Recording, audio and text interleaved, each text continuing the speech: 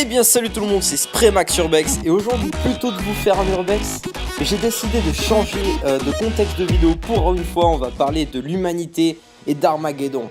Si la fin du monde était proche, si elle arrivait vraiment, où l'humanité pourrait aller se réfugier et comment s'en sortirait-elle ?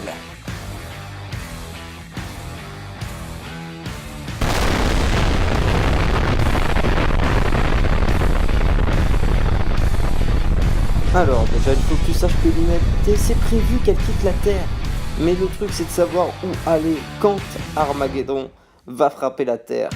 On est en train de chercher de plus en plus loin dans l'espace, mais néanmoins on a trouvé quelques planètes qui pourraient abriter notre civilisation. On a par exemple Mars qui est le sujet d'étude numéro 1 de nos scientifiques en ce moment, mais qui coûterait apparemment beaucoup trop cher. Alors laissez-moi vous parler d'une planète qui intéresse beaucoup nos astronomes et nos scientifiques et qui m'intéresse aussi beaucoup.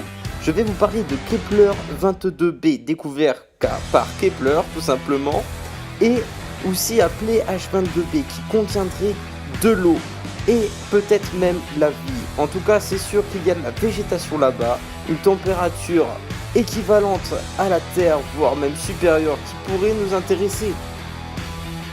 Alors là, je sais, tu vas me demander quel est le problème. Elle est belle, elle est fraîche, elle est comme notre Terre. Eh bien, elle est beaucoup trop loin. 360 millions d'années de notre planète. C'est énorme, en sachant que la navette spatiale humaine la plus puissante au monde peut parcourir que 30 millions de kilomètres. Là, il faudrait qu'elle puisse en parcourir plus de 30 milliards. Alors imaginez qu'on puisse y aller un jour, ça serait magnifique. Eh bien laissez-moi vous dire que l'humain pourrait s'y rendre, car avec les technologies que nous avons et que nous sommes en train de développer, nous pourrions bien atteindre un jour Kepler 22b. Mais alors pourquoi y aller et pas aller autre part ? Eh bien tout simplement parce que Kepler 22b est idéal pour l'homme en tout point. Voyons un petit peu les similitudes. Sur notre planète, la température moyenne est de 15 degrés. Elle est composée d'oxygène et d'azote. Nous sommes dans la Voie lactée et notre étoile est le Soleil. Maintenant, à 600 années-lumière de la Terre, c'est-à-dire très loin, voyons un petit peu Kepler 22b.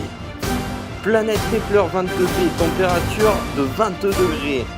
Bon, alors après, bien sûr, à part son étoile Kepler, on connaît pas grand chose sur cette planète, vu que nous venons de la découvrir.